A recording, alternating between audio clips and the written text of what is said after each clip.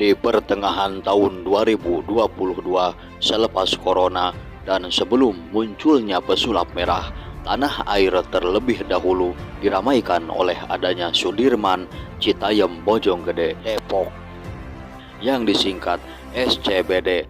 Lalu apa dampak munculnya anak-anak SCBD di Indonesia umumnya dan di daerah-daerah pesisir Jati Gede khususnya? Bukan tanpa alasan, karena ramainya di medsos, anak-anak SCBD semakin menggila. Selain dirangkulnya SCBD oleh artis-artis papan atas, mereka yang ahli mencairkan keadaan menjadi uang turut berpartisipasi mengendor anak-anak SCBD yang berasal dari pengangguran. Entah bagaimana jadinya, ujung-ujung saja mereka begitu viral di medsos, turut diramaikan pula oleh para artis ibu kota yang ikut serta dalam acara tersebut. Lantas, acara apakah yang dilakukan oleh anak-anak SCBD? Ya, Fashion Week. Fashion Week adalah ajang bagi perancang busana, merek busana, brand fashion maupun industri untuk memamerkan produk atau koleksi mereka yang biasanya diperankan oleh peragawan atau peragawati. Lantas bagaimana dengan nasib sekolah model? Sudah jadi rahasia umum bahwasanya jika seseorang ingin menjadi peragawan atau peragawati, tidak semudah membalikan telapak tangan. Mereka akan dididik oleh tenaga pengajar yang khusus mempelajari bagaimana seseorang berjalan di atas catwalk.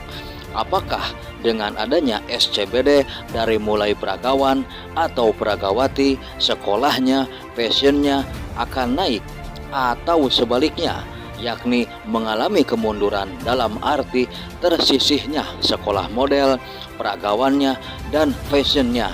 Anda sendiri yang menilainya. Melihat fenomena SCBD terdapat dua dampak. Yang pertama, dampak positif. Yang kedua, dampak negatif.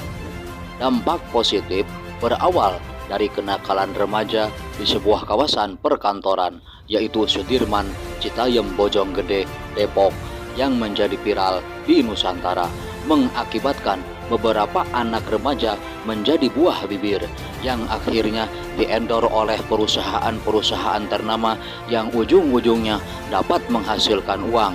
Dengan mempunyai pendapatan, maka berputarlah ekonomi mereka. Itu adalah merupakan dampak kecil dari fenomena SCBD. Sementara dampak besarnya yaitu untuk seluruh Nusantara. Dan entahlah dan bagaimana dampak untuk daerah di pesisir Jati Gede. Akankah anak-anak meniru gaya dari anak-anak SCBD yang padahal Jati Gede adalah suatu daerah yang masih menjunjung norma-norma dan etika? Sedangkan dampak negatif dari viralnya anak-anak SCBD adalah munculnya kaum LGBT.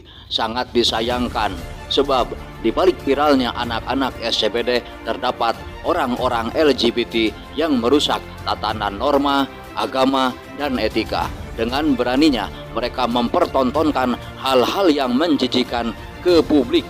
Bayangkan saja oleh kalian semua, karena perilaku menyimpang tersebut adalah menular.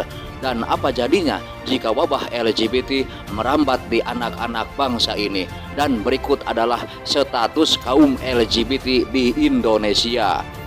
Lalu yang mana yang lebih membekas di hati kalian semua, positifnya atau negatifnya?